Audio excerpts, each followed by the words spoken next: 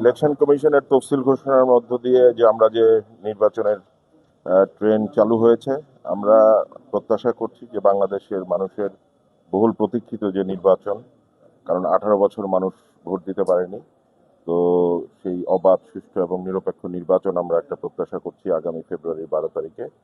তো আমি আমার মনোনয়নপত্র আজকে সংগ্রহ করলাম। ইনশাল্লাহ 12 তারিখের নির্বাচনে সারা বাংলাদেশে বিএনপি ধানের শীষ বিপুল ভোটে জয়ী হবে, আমরা সেটাই প্রত্যাশা করছি।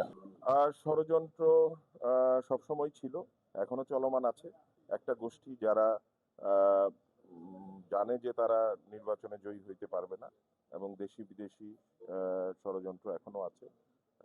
তো ষড়যন্ত্র থাকবে, ইনশাল্লাহ বাংলাদেশের মানুষ গণতন্ত্রের পক্ষে, নির্বাচনের পক্ষে, এবং বিএনপি বাংলাদেশের সবচেয়ে বড় দল।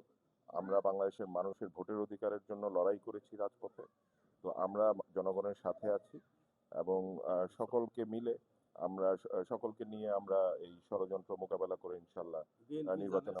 অত্যন্ত দুঃখজনক বর্তমান যে পরিস্থিতি, এবং শরীফ ওসমান হাদি নিহতের ঘটনার আমরা তীব্র নিন্দা জানিয়েছি।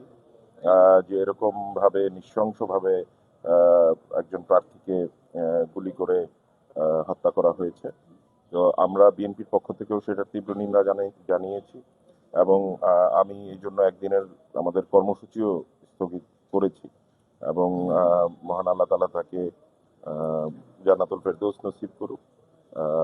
কিন্তু সকল প্রার্থীর জন্য নিরাপত্তা দেয়া সরকারের দায়িত্ব, এবং প্রার্থী সহ নির্বাচনী পরিস্থিতি বাংলাদেশের এটাকে যেন সুন্দর থাকে, এবং মানুষ যেন এলাকায় নির্বাচনী প্রচার কার্যক্রম যেন ব্যাহত না হয়, সুন্দরভাবে প্রচার কার্যক্রম পরিচালনা করতে পারে, সেজন্য সরকারকে ব্যবস্থা নিতে হবে।